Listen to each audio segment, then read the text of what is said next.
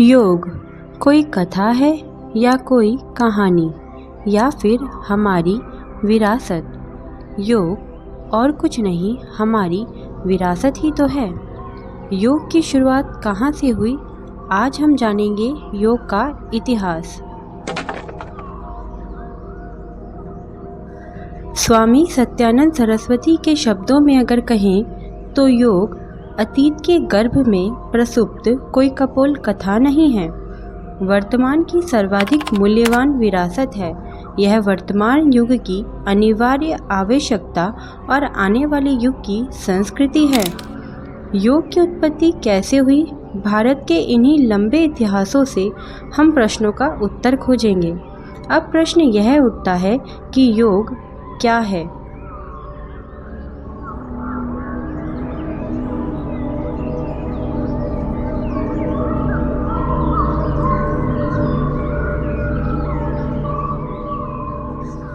योग शब्द का साधारण सा अर्थ है एकत्व, और यह संस्कृत धातु युज से बना है जिसका अर्थ होता है जोड़ना। इस जोड़ने को आध्यात्मिक शब्दावली में व्यष्टि चेतना का समष्टि चेतना से मिलन कहा जाता है। व्यवहार के स्तर पर योग शरीर, मन और भावनाओं में संतुलन और सामंजस्य स्थापित करने का एक साधन है। आसन, प्राणायाम, मुद्रा, बंध, षटकर्म और ध्यान के अभ्यास से यह संतुलन पाया जा सकता है। अब चलते हैं योग के इतिहास की तरफ। योग की परंपरा अत्यंत प्राचीन है और इसकी उत्पत्ति हजारों वर्ष पहले हुई थी। हड़प्पा के पुरातत्व खुदाइयों में ऐसे अनेक मूर्तियां मिली हैं जो भारत में योग की उपस्थिति का संकेत देते हैं। अगर उदाहरण के रूप में देखें तो हड़प्पा से प्राप्त हुई मुंड की मूर्ति में शांभवी मुद्रा का प्रतीक है, और वहीं पशुपति को भद्रासन में होने का प्रमाण मिलता है।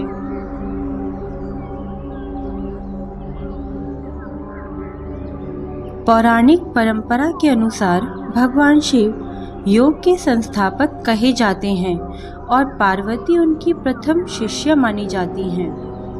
भगवान शिव परम चेतना के प्रतीक के रूप में जाने जाते हैं, वहीं पार्वती परम ज्ञान, संकल्प और कर्म की साकार प्रतिमा मानी जाती हैं। वहीं समस्त सृष्टि की कृत भी कही जाती हैं। इस शक्ति या ऊर्जा को कुंडलिनी शक्ति भी कहते हैं, जो सभी जीवों में प्रसुप्त है। योगिक विधियों का स्रोत तंत्र है, अतः योग और तंत्र को एक दूसरे से पृथक नहीं किया जा सकता है, जैसे कि शिव को शक्ति से अलग नहीं किया जा सकता है। तंत्र का अर्थ क्या होता है? तंत्र दो शब्दों यानी कि तनोति और त्रायति से बना है, जिसका अर्थ विस्तार और मोक्ष है।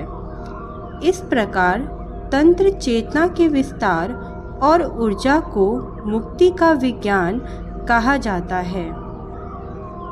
अब ये धारणा बिल्कुल गलत है कि तंत्र साधक व्याभिचारी और अनैतिक होते हैं। तंत्र योग एक प्रकार का योग है जो मानव सूक्ष्म जगत के माध्यम से ब्रह्मांड का अध्ययन करने के लिए विभिन्न अनुष्ठानों को नियोजित करता है। मानव सभ्यता के प्रारंभ में योग का उत्थान तब हुआ था जब मानव अपने आध्यात्मिक क्षमता का ज्ञान प्राप्त कर उसे विकसित करने की विधियों को खोज करने लगा। संपूर्ण विश्व में प्राचीन ऋषियों मुनियों द्वारा योग विज्ञान का क्रमिक विकास किया गया।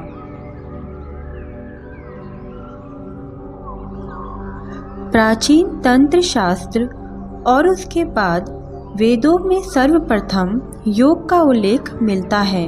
सिंधु घाटी सभ्यता के उदय काल में यह ग्रंथ तैयार हुए थे। इन ग्रंथों में विभिन्न अभ्यास आसन का उल्लेख नहीं है, पर प्रतीक के रूप में योग को दर्शाया गया है।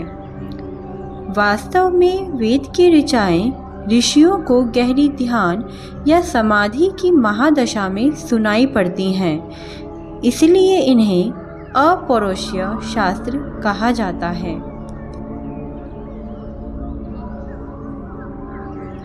कुछ समय पश्चात उपनिषदों में योग का अधिक स्पष्ट और परिभाषित करने का योग्य स्वरूप प्रकट हुआ। उपनिषद को वेदांत कहा जाता है, जिसमें वेदों का सार निहित है। अब बात करते हैं महर्षि पतंजलि की। कौन है ये महर्षि पतंजलि, जिन्हें योग के प्रवर्तक के नाम से भी जाना जाता है? महर्षि पतंजलि ने राजयोग पर प्रतिपादित अपने योग सूत्र में योग की निश्चित, एकीकृत और व्यापक परिभाषा देकर योग प्रणाली को एक संहिता का स्वरूप प्रदान किया है, जिसे अष्टांग योग के नाम से भी जाना जाता है। अष्टांग योग के अंतर्गत यम, नियम, आसन, प्राणायाम, प्रत्याहार, धारणा, ध्यान और समाधि आते हैं।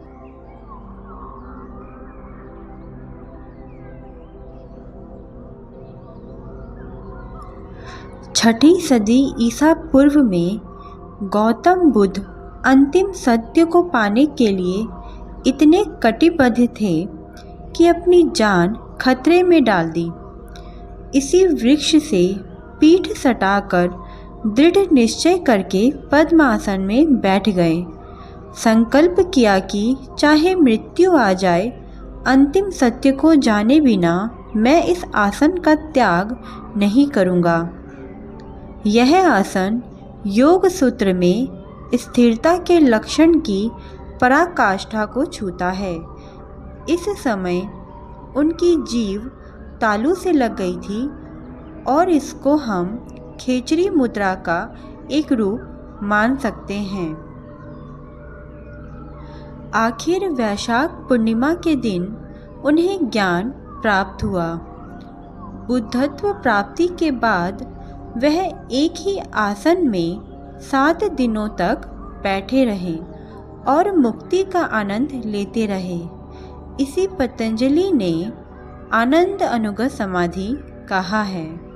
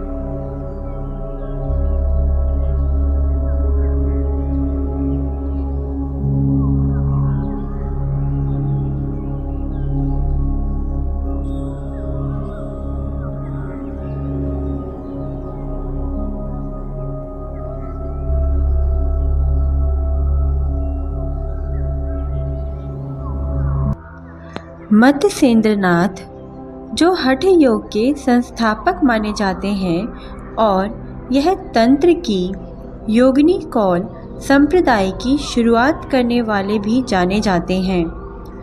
आज जहाँ यह कामाख्या मंदिर है, वहाँ कभी मत्स्येंद्रनाथ जी ने योग साधनाएं की थी। यह स्थान योगियों का गढ़ रहा है। मंदिर के चारों ओर बिखरी बस्ती का नाम गुवाहाटी ना होकर योगी मठ हुआ करता था। मत्स्येंद्र आसन इन्हीं के नाम पर प्रसिद्ध हुआ, जो मधुमेह रोगियों के लिए अत्यंत लाभदायक है।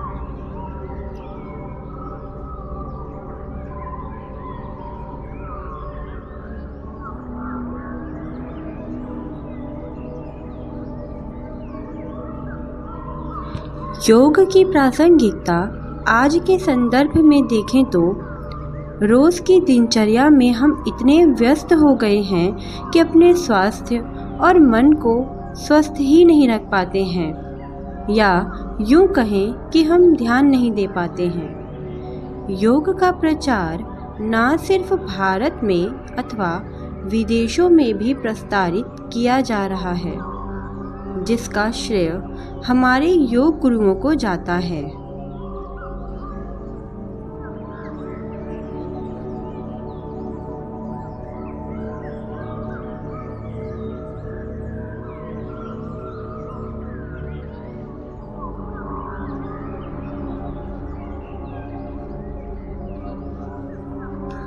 आखिर हर साल योग दिवस मनाने की शुरुआत कब और कैसे हुई?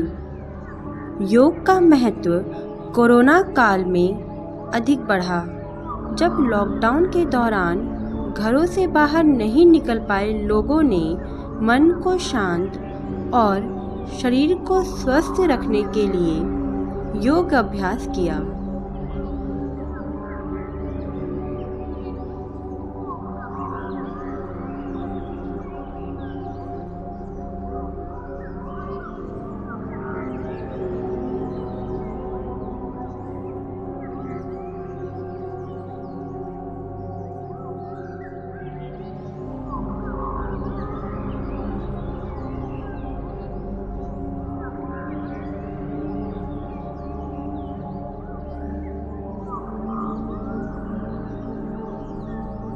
अब आता है साल 2015, जब योग दिवस एक साथ पूरे विश्व में मनाया गया।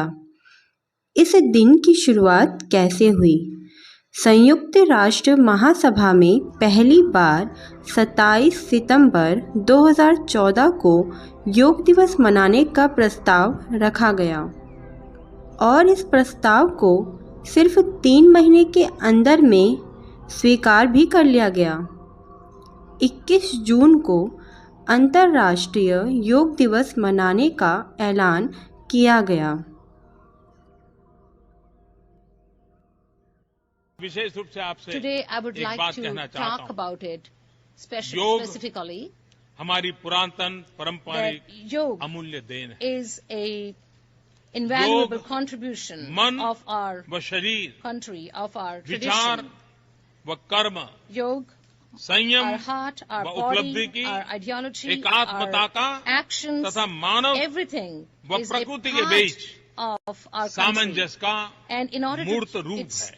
it's important that ये we have स्वास्थ्य a coordination व कल्याण का between all these. समग्र दृष्टिकोण And है। this is an important योग perspective for our health and for our केवल welfare. व्यायाम भर न होकर Yoga अपने should आप not be से just an exercise तथा for us, विश्व but व प्रकृति के साथ it should be तादात्म्य को प्राप्त करने का a means माध्यम है। to get यह हमारी connected जीवन शैली with में the world and with परिवर्तन nature. लाकर And it तथा should हम bring में a change in जागरूकता our lifestyle उत्पन्न करके and create awareness जलवायु in us. परिवर्तन से लड़ने And में it can सहायक help हो सकता है। in आइए fighting एक against the अंतर्राष्ट्रीय climate change. योग दिवस को Let's come आरंभ करने की together दिशा में and कार्य work करें। towards International अंततः Yoga Day.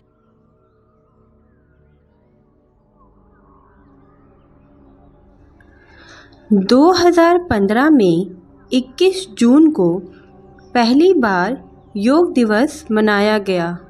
अब सवाल यह है कि 21 जून को ही क्यों योग दिवस मनाया गया?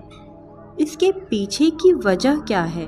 दरअसल 21 जून को उत्तरी गोलार्ध का सबसे लंबा दिन होता है, जिसे लोग ग्रीष्म संक्रांति भी कहते हैं।